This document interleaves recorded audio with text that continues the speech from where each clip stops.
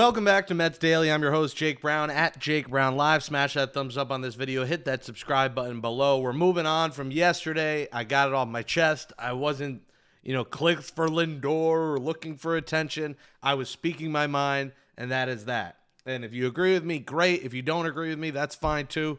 But let's get back to talking baseball and do what we do best. David Stearns, the pressure is on his back right now. Mets fans are at Citi Field with picket signs saying fire Stearns, and most of them spelling it wrong. Usually they're spelling it Sterns because they too dumb to add the A. But anyways, David Stearns knows the pressure's on him. David Stearns knows that the Mets have holes to fill. You don't think he knows that this team isn't a finished product, but there's a lot of Met fans who think it's done, it's over, but it's not. And we all understand the fact that if David Stearns puts together a team that misses the playoffs, yeah, there might be a chance that he's fired. It's not out of the realm. He had a bad offseason going into 2025 outside of getting Soto, bad trade deadline, had a great 2024. He's 1 for 2. Now he's looking to go 2 for 3. And David Stearns, what he did best in Milwaukee was put together a competitive team every year. And, I've seen some back and forth on this, and I want to talk about it, is the fact that he does just enough, people say, to put together a competitive product, but never enough to put together a champion. Well, first off, he was working with a Milwaukee payroll that was nowhere near what the Mets have right now. So that's one. 2, it's hard to win a championship. The Dodgers are the Dodgers, and then there's everyone else. It's not easy to put together a team that's going to win a championship. It just is not. So I think we have to understand the fact that he's going to put together a competitive team, a team that should be able to win and make the playoffs. It's not the easiest thing to just say, all right, championship team, let's defer money on everyone like the Dodgers do. Dodgers are a one-time thing. So I'm very curious to see what David Stearns does the rest of this. He demolished the core. He moved on from guys a lot of you like, but there's this money to be spent. There's names still out there. There's names we talk about every day. There's 2 more names I want to talk about today. And the Mets need to get an outfielder. The Mets need to get a starting pitcher. And to be honest, they probably need to get another first baseman. I don't know if it should be, Jorge Polanco at first every day and Mark Vientos as your DH. Mets got to figure out, how do they move on from Vientos? How do they get value in a return from him, whether it's Luis Robert, whether it's, a starting pitcher, a reliever, a first baseman. How can they move Vientos and get something of major league value for him, whether it's solo or in a package, because the Mets need to move on from one-dimensional players. They've done a lot of that. Moving on from Marte, moving on from an Alonso, moving on from a Mark Vientos. They need guys who can really do it all, that have a little bit of speed, that can play good defense, that can play multiple positions.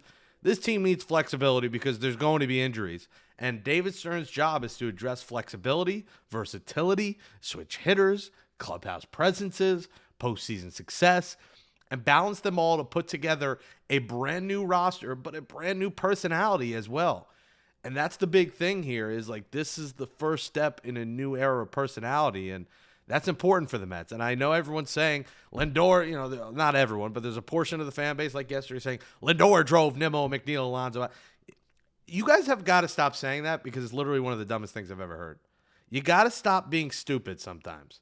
Lindor had nothing to do with Nimmo, Alonso, and let me give you an analysis quick. I want to move on from these guys, but I read a lot of this yesterday and just every day about he's the reason they drove him out of town because of the politics.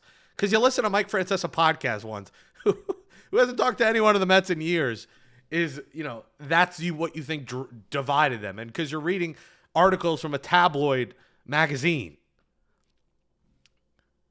Brandon Nimmo, they got rid of that because of his contract and because they didn't view him as a leader and because he was aging on the wrong side of 30 and he was going to break down. Pete Alonso's contract was just gargantuan. The Mets weren't giving him $155 million to be an eventual DH. Jeff McNeil, nobody on the planet wants, so I don't even need to address that. They needed to get him off this roster, and they were able to do that. And Edwin Diaz wanted to go to the Dodgers. So if you think Lindor and his politics and wife are what drove him off the team, you need to be driven to an old person's home and seek help.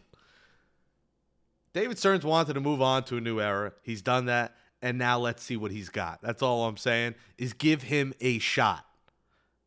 Before you type to me, fire Sterns, Think about the new METS and what they can DO. What they can DO is maybe sign Ranger Suarez. And Ranger Suarez is a name that hasn't been mentioned much this offseason, but I got to think he's on the Mets' minds. A lefty, he's had some success in the playoffs. This is a guy with a 1.48 ERA in 8 playoff starts. He's had playoff success over the last 4 seasons. He's won a pennant. So Ranger Suarez is an intriguing case and one that I think the Mets should consider because of his consistency and because of his playoff success. My guess is that the number on him has been too high and teams are waiting for it to go down. But the reality is he's a guy with playoff success. Here's the issue. He's repped by Scott Boras. So what you're noticing about him and the guy I want to talk about next is Boras' clients and Boras asking for the world for them and maybe him not get them, their clients not getting the world. So that's going to be the intriguing thing. What does the number get down to? I would think if the number gets down to 3 years, $25 million a year, similar to Sean Manaea with some deferrals, the Mets are intrigued by Ranger Suarez and adding that lefty to the rotation. Because Tong, McClain, Sproat, Holmes, all righties.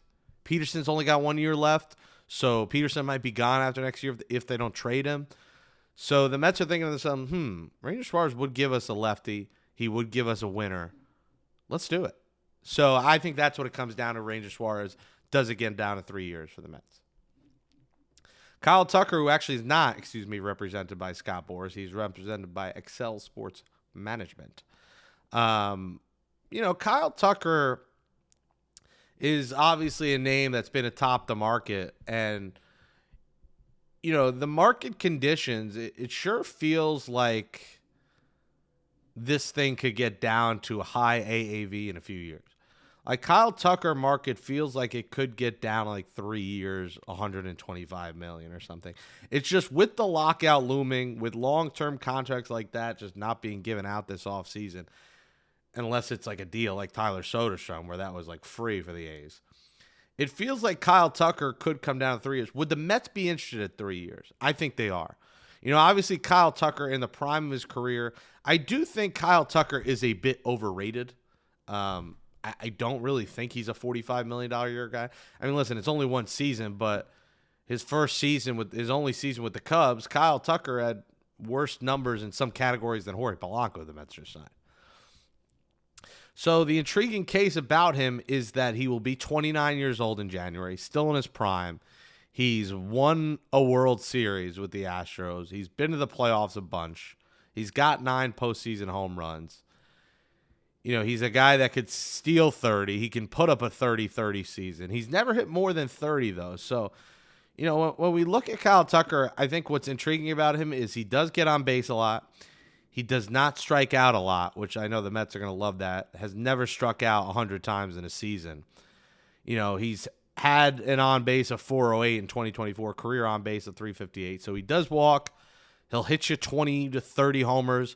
Behind Juan Soto, he'll drive in 100, and he'll steal 30 bases. So he does a lot of things well. A good defender, has won a Gold Glove.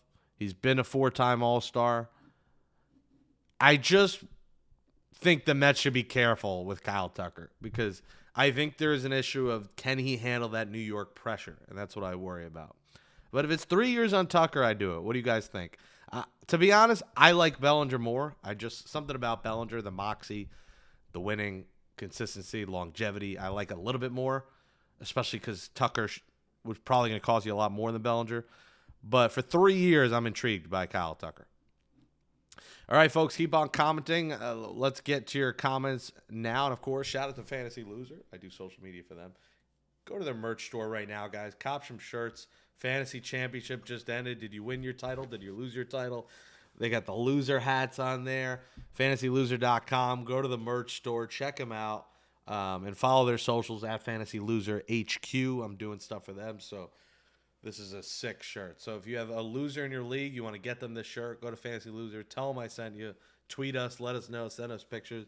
And a loser hat. If you're a Met fan, you need this hat with the Fantasy Loser backdrop. Check it out. All right, let's read some of your comments to close out today's show, everybody. Appreciate your support. Keep smashing that thumbs up. comment below and follow me at Jake Brown Live on YouTube, on X, on TikTok, on Instagram. Here we go. Juan Marin says, very well said about the Lindor situation. Thank you. Where's Wagoneer? Couldn't agree more. Thanks for calling like it is, LGM. Yeah, I mean, listen, guys, I felt passionately about this yesterday. I saw a lot of discourse on the Lindor situation, and I know I might have ruffled some feathers, and some of you maybe unsubscribed or don't like me now because maybe I support different values than you. But in the end, we're all Met fans, and that's what this is all about, and that's what this show is about. I don't get into politics. I didn't really get into politics yesterday, but all I saw was Lindor hate all over my timeline, all over the internet, and the stories and the hit pieces, and I felt it was time to defend, the leader of this franchise, because I'm not going to stand for Lindor slander. He's done too much good in a Mets uniform. His family has donated to incredible causes. They're incredible in the community. They have done unbelievable things for the community, and they will continue to do that in a Mets uniform. And I just don't want to see people being disrespectful like that. So that's why I said what I said. But again, we will move on for that. Mark Simon says, I agree with you 100%. All support for Lindor and his wife. They do seem like a nice family that's active in the community. That's what it is. Lestorado says, tell it like it is, Jake. Appreciate it. Guys, I'm not going to have time to get to everything today, but we'll read a couple more. Like for this, Tatsu Amai, who's not the actual picture. I unsubscribed because this channel has got too political. Lindor is a great man. Tearing down his family and wife is not appropriate. Exactly. I mean, how did I get political? We both agree. You unsubscribe, but you agreed with my point that tearing his wife down is not appropriate. That's all I was saying yesterday. Saying I got too political, you just agreed with me, but then said you unsubscribe. So, listen, you can't win over everyone. You just can't. All right, folks. Thomas says, great job explaining the truth. I'm ordering a Lindor jersey now. I have my blue one in the closet, so appreciate it. All right, guys, thanks for watching. Check out Fantasy Loser and check out Jake Brown Live. Mets Daily. Thanks for watching. We'll talk to you tomorrow. Happy New Year. New Year's Eve tomorrow. New show. Peace.